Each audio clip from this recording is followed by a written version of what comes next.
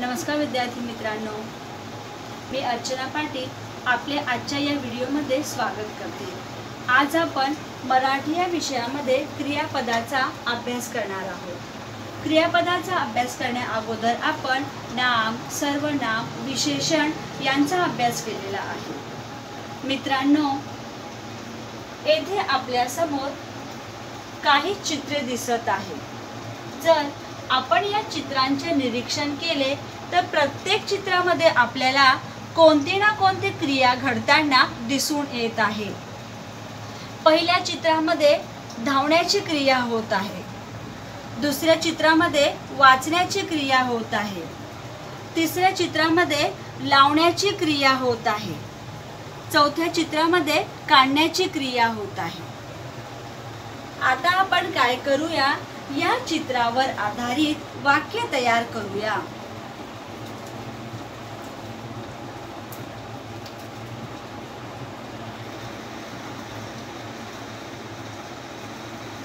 मुले मैदानावर। आता आपण दुसऱ्या चित्रावर आधारित वाक्य तयार करूया।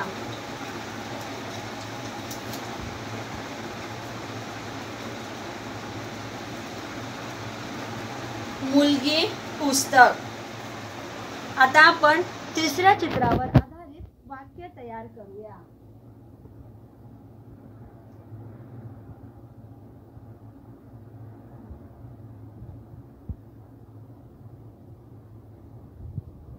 मुलगी झाड।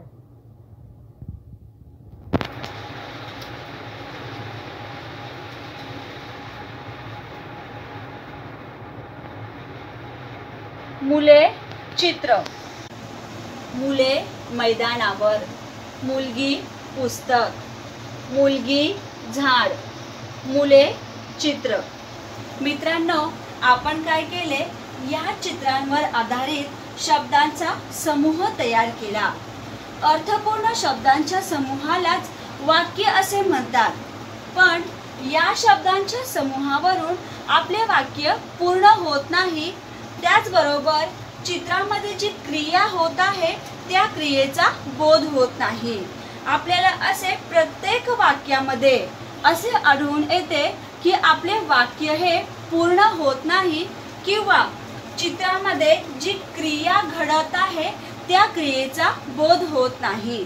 मग वाक्याचा अर्थ पूर्ण करण्यासाठी आणि चित्रातील क्रियेचा बोध करण्यासाठी आपण क्रियावाचक शब्दांचा वापर करूया।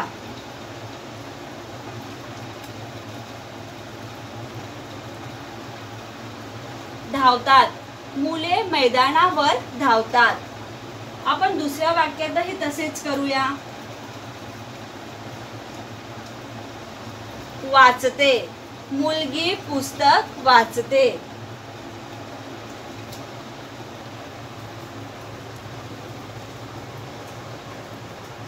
मुलगी झाड लावते।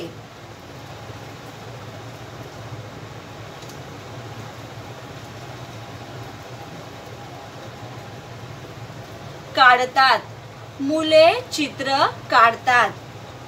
मित्रांनो, जर आपण हे वाक्य पाहिली म्हणजेच मुले मैदानावर धावतात, मुलगी पुस्तक वाचते, मुलगी झाड लावते, मुले चित्र काढतात, अशा प्रकारे आपण काय केले, हे अर्थपूर्ण वाक्य तयार केली।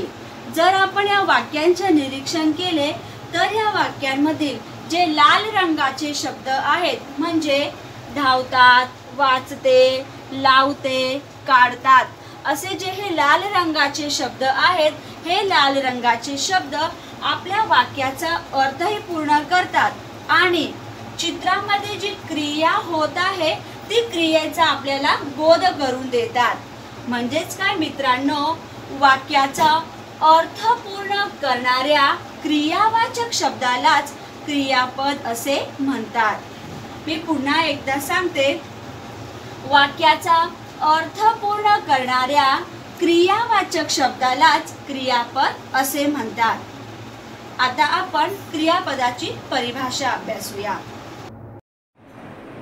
वाक्याचा अर्थ पूर्ण करणाऱ्या क्रियावाचक शब्दाला क्रियापद असे म्हणतात। मी पुन्हा एकदा वाचते। वाक्याचा अर्थ पूर्ण करणाऱ्या क्रियावाचक शब्दाला क्रियापद असे म्हणतात। मित्रांनो, आता आपण क्रियापदाची उदाहरणे आणि त्याच्या परिभाषाचा अभ्यास केलेला आहे। आता आपण क्रियापदाची प्रकार अभ्यासूया। क्रियापदाचे अनेक प्रकार आहेत, पण या प्रकारांपैकी आपण सकर्मक क्रियापद, अकर्मक क्रियापद आणि संयुक्त क्रियापद अभ्यासणार आहोत। क्रियापदांचे प्रकार अभ्यासण्या अगोदर आपल्याला वाक्यातील कर्ता, कर्म आणि क्रियापद ओळखता येणे अतिशय महत्त्वाचे आहे। मग ते आपण एका उदाहरणाच्या आधारे समजून घेऊया। येथे उदाहरण आहे, गणेश आंबा खातो। या वाक्यामध्ये खातो हे क्रियापद आहे। आपण क्रियापद कसे ओळखायचे ते अगोदर अभ्यासले आहे। मग खातो हे क्रियापद आहे। आता खातो या क्रियापदाला आपण जर कोण खातो असा प्रश्न विचारले तर आपल्याला उत्तर येतंय गणेश खातो। म्हणजे गणेश हे काय आहे? कर्ता आहे। आता खातो या क्रियापदाला जर आपण पुन्हा काय खातो असा प्रश्न विचारला तर आपल्याला उत्तर मिळते आंबा खातो। म्हणजेच आंबा हे काय आहे? कर्म आहे। गणेश आंबा खातो या उदाहरणामध्ये गणेश कर्ता, आंबा कर्म, खातो क्रियापद आहे। आता आपण येथे बघूया कर्ता। वाक्यात क्रिया करणारा कर्ता असतो, कर्म। वाक्यात ज्याच्यावर क्रिया होते ते कर्म। म्हणजे वाक्यामध्ये कोणावर क्रिया होत आहे? तर आंब्यावर। म्हणजेच आंबा काय झाला? इथे कर्म झाला। आता आपण क्रियापदांचे प्रकार अभ्यासूया। पहिला प्रकार सकर्मक क्रियापद। ज्या क्रियापदाचा अर्थ पूर्ण होण्यासाठी कर्माची आवश्यकता असते त्या क्रियापदाला सकर्मक क्रियापद असे म्हणतात। मी पुन्हा एकदा वाचते। ज्या क्रियापदाचा अर्थ पूर्ण होण्यासाठी कर्माची आवश्यकता असते त्या क्रियापदाला सकर्मक क्रियापद असे म्हणतात। आपण उदाहरण बघूया। गाय देते। जर आपण हे उदाहरण बघितले तर या उदाहरणामध्ये देते हे क्रियापद आहे, पण काय देते याचा अर्थ पूर्ण होत नाही। म्हणजेच देते ह्या क्रियापदाचा अर्थ पूर्ण करण्यासाठी कर्माची आवश्यकता आहे। मग आपण या वाक्यामध्ये कर्म टाकूया।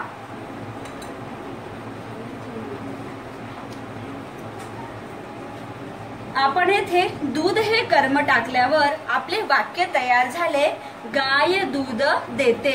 म्हणजेच देते ह्या क्रियापदाला दूध ह्या कर्माची येथे आवश्यकता आहे। मग आपले इथे उदाहरण तयार झाले, गाय दूध देते। तसेच आपण दुसरे उदाहरण बघूया। महेश वाचतो। या दुसऱ्या उदाहरणामध्ये वाचतो हे क्रियापद आहे। मग या क्रियापदाचा अर्थ पूर्ण होण्यासाठी येथे आपल्याला कर्माची आवश्यकता आहे। काय वाचतो? जर आपण इथे असा प्रश्न केला तर आपल्याला याचे उत्तर मिळत नाही। म्हणजेच वाचतो या क्रियापदाला आपल्याला कर्माची आवश्यकता आहे। मग आपण ह्या वाक्यामध्ये कर्म टाकूया।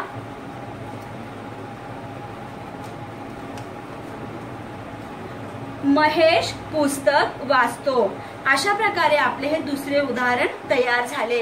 आणि दुसऱ्या उदाहरणामध्ये वाचतो हे जे क्रियापद आहे या क्रियापदाचा अर्थही पूर्ण झाला। म्हणजेच काय की ह्या क्रियापदांना देते, वाचतो या क्रियापदांचा अर्थ पूर्ण होण्यासाठी कर्माची आवश्यकता असते। मग ज्या क्रियापदांचा अर्थ पूर्ण होण्यासाठी कर्माची आवश्यकता असते त्या क्रियापदांना सकर्मक क्रियापद असे म्हणतात। आता आपण दुसरा प्रकार अभ्यासूया, अकर्मक क्रियापद। ज्या क्रियापदाचा अर्थ पूर्ण होण्यासाठी कर्माची आवश्यकता नसते त्या क्रियापदाला अकर्मक क्रियापद म्हणतात. मी पुन्हा एकदा वाचते. ज्या क्रियापदाचा अर्थ पूर्ण होण्यासाठी कर्माची आवश्यकता नसते त्या क्रियापदाला अकर्मक क्रियापद म्हणतात. मित्रांनो, याच्या अगोदर आपण जी क्रियापदे अभ्यासली होती त्या क्रियापदांमध्ये आपल्याला कर्माची आवश्यकता होती, परंतु अकर्मक क्रियापदामध्ये आपल्याला कर्माची आवश्यकता नसते. ते आपण उदाहरणांनी स्पष्ट करूया. येथे पहिले उदाहरण आहे अंजली हसते. हसते हे क्रियापद आहे. या क्रियापदाला कर्माची आवश्यकता नाही. दुसरे उदाहरण आहे पवन बसतो. येथे बसतो हे क्रियापद आहे, पण याचा अर्थ येथे पूर्ण होतो, म्हणजे बसतो ह्या क्रियापदाला कर्माची आवश्यकता नाही. म्हणजेच क्रियापदाचा अर्थ पूर्ण होण्यासाठी क्रियापदाची कर्माची आवश्यकता नसते अशा क्रियापदांना अकर्मक क्रियापद म्हणतात. आता आपण तिसरे संयुक्त क्रियापद बघूया. धातुसाधित व सहाय्यक क्रियापद मिळून बनणाऱ्या क्रियापदाला संयुक्त क्रियापद असे म्हणतात. मी पुन्हा एकदा वाचते. धातुसाधित व सहाय्यक क्रियापद मिळून बनणाऱ्या क्रियापदाला संयुक्त क्रियापद असे म्हणतात. संयुक्त क्रियापदामध्ये दोन क्रियापदांचा समावेश होतो. पहिले क्रियापद वाक्याचा अर्थ पूर्ण करत नाही, म्हणून पहिल्या क्रियापदाला सहाय्य करण्यासाठी दुसरे क्रियापद येते. मग हे दोन्ही क्रियापदे मिळून जे क्रियापद तयार होते त्याच क्रियापदाला संयुक्त क्रियापद असे म्हणतात. आता क्रियापदातील मूळ शब्दाला धातू म्हणतात. धातूपासून तयार झालेल्या शब्दाला धातुसाधिते म्हणतात. येथे आपण उदाहरण बघूया. येथे खा दिलेले आहे, म्हणजेच खाय काय आहे? धातू आहे. हा मूळ शब्द आहे आणि येथे ऊन जोडलेले आहे. मग ऊन जोडल्यावर आपला खाऊन असा शब्द तयार झाला, म्हणजेच खाऊन हे काय आहे? धातुसाधिते आहे. आता येथे आपण उदाहरण बघूया. गीता एक लाडू खाऊन जा. आता जर आपण याच्यामध्ये खाऊन आणि जा ही दोन क्रियापदे आहेत. हे जे पहिले क्रियापद आहे खाऊन हे धातुसाधित आहे, पण जर आपण असे बघितले तर गीता एक लाडू खाऊन या क्रियापदामुळे आपल्या वाक्याचा अर्थ पूर्ण होत नाही. म्हणून या धातुसाधित या क्रियापदाला सहाय्य करण्यासाठी येथे जा हे क्रियापद आले. मग जा या क्रियापदामुळे आपल्या वाक्याचा येथे अर्थ पूर्ण होतो. म्हणजेच काय की खाऊन आणि जा अशी दोन क्रियापदे मिळून बनणाऱ्या क्रियापदाला संयुक्त क्रियापद असे म्हणतात. आता आपण दुसरे उदाहरण बघूया. रोहन शाळेत जाऊ लागला. या दुसऱ्या उदाहरणामध्ये ही दोन क्रियापदे आली आहेत. पहिले क्रियापद आहे जाऊ आणि दुसरे आहे लागला. जाऊ हे धातुसाधित आहे आणि त्याच्या जोडीला सहाय्य म्हणून लागला हे क्रियापद आहे. जर आपण फक्त जाऊ घेतले तर आपले वाक्य होते रोहन शाळेत जाऊ, म्हणजे आपल्या वाक्याचा अर्थ पूर्ण होत नाही. जाऊ हे धातुसाधित आहे, आपल्या वाक्याचा येथे अर्थ पूर्ण होत नाही, म्हणून त्याला सहाय्य करण्यासाठी लागला हे क्रियापद आले. इथे आपण जर बघितले तर जा हा मूळ शब्द आहे, म्हणजेच धातू आहे, आणि उ हे याला जोडले गेले तर जाऊ शब्द तयार झाला, म्हणजेच जाऊ काय आहे? धातुसाधिते. मग या उदाहरणामध्ये जाऊ हे धातुसाधित आणि लागला हे सहाय्यक क्रियापद. मग या दोन क्रियापदांनी मिळून आपला वाक्याचा अर्थ पूर्ण होतो. म्हणून दोन क्रियापद मिळून बनणाऱ्या ह्या क्रियापदाला संयुक्त क्रियापद असे म्हणतात. मित्रांनो, अशा प्रकारे आपण क्रियापदाची उदाहरणे, त्याची परिभाषा आणि त्याचे प्रकार अभ्यासले. आपण एकदा पुन्हा त्यांची परिभाषा बघूया. क्रियापदाची परिभाषा आहे वाक्याचा अर्थ पूर्ण करणाऱ्या क्रियावाचक शब्दाला क्रियापद असे म्हणतात। त्यानंतर आपण वाक्यामध्ये कर्ता, कर्म, क्रियापद कसे ओळखायचे हेही अभ्यासले। आता क्रियापदाचे प्रकार, पहिला प्रकार आपण अभ्यासला होता सकर्मक क्रियापद। त्याची एकदा परिभाषा बघूया। ज्या क्रियापदाचा अर्थ पूर्ण होण्यासाठी कर्माची आवश्यकता असते त्या क्रियापदाला सकर्मक क्रियापद असे म्हणतात। दुसरे बघूया अकर्मक क्रियापद। ज्या क्रियापदाचा अर्थ पूर्ण होण्यासाठी कर्माची आवश्यकता नसते त्या क्रियापदाला अकर्मक क्रियापद म्हणतात। तिसरे बघूया संयुक्त क्रियापद। धातू साधित व सहाय्यक क्रियापद मिळून बनणाऱ्या क्रियापदाला संयुक्त क्रियापद असे म्हणतात। अशा प्रकारे आपण क्रियापदाची उदाहरणे, त्याची परिभाषा आणि त्याच्या प्रकारांचा अभ्यास केला। आता आपण स्वाध्याय बघूया। खालील वाक्यातील क्रियापदे ओळखा। ओळखा मतलब पहचानो। नीचे दिए गए वाक्य में से हमें क्रियापद पहचान कर लिखना है। एक, माणूस पुस्तक वाचतो। या पहिल्या वाक्यामध्ये वाचतो हे क्रियापद आहे। मग आपल्याला माणूस पुस्तक वाचतो असे लिहून खाली उत्तर वाचतो क्रियापद असे लिहायचे आहे। तसेच दुसरे, रोहन जेवण करतो, पक्षी आकाशात उडतात, योगेश आनंदाने उठला। 5, कविताने वही जागेवर ठेवली। 6, चिमणी झाडावर बसली। या 6 प्रश्नामधील आपल्याला क्रियापदे ओळखून लिहायची आहे। दूसरा, क्रियापदाची परिभाषा व त्यांच्या प्रकारांची परिभाषा लिहा। आपको क्रियापद की परिभाषा और उनके प्रकार की परिभाषा आपको लिखना है। अशा प्रकारे मित्रांनो तुम्हाला स्वाध्याय पूर्ण करायचा आहे आणि शुक्रवारच्या दिवशी आपला ग्रुप ओपन होतो तेव्हा तुम्हाला त्या दिवशी तुम्ही जो स्वाध्याय सोडवलेला आहे तो स्वाध्याय त्याच्यात त्या ग्रुपमध्ये टाकायचा आहे। धन्यवाद।